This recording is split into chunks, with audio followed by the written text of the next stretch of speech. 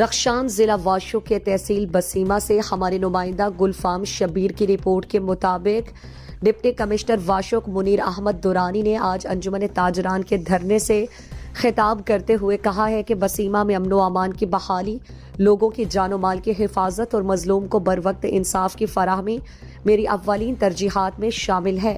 ان خیالات کا اظہار ڈپٹی کمشنر واشوک منیر احمد دورانی نے دھرنے پر بیٹھے انجمن تاجران اور دیگر دکانداروں سے کیا۔ انہوں نے کہا کہ ضلع کو جرائم پیشہ اور دیگر برائیوں سے پاک کرنے کے لیے اپنے تمام تر وسائل کو بروئے کار لا کر ایک بہترین معاشرے کی تشکیل میں اپنا بھرپور کردار ادا کروں گا۔ جو کوئی امن و امان میں خلل پیدا کرنے کی کوشش کرے گا بروقت قانونی کارروائی عمل میں لائی جائے گی۔ قانون سب کے لیے برابر ہے۔ ڈپٹی کمشنر واشوک نے انجمن تاجران بسیمہ کے صدر میر بالاج خان رودینی کے پیش کردہ مسائل پر یقین دہانی کرتے ہوئے کہا کہ بازار میں 15 لیویز اہلکار گشت پر تعینات کریں گے اور ایک نیا موٹر سائیکل بھی SHO لیویز کے حوالے کروں گا تاکہ امن و امان کی بحالی ممکن ہو سکے۔ بازار کے صفائی پر مامور 2 افراد کی تنخواہیں بھی جلد دی جائیں گی۔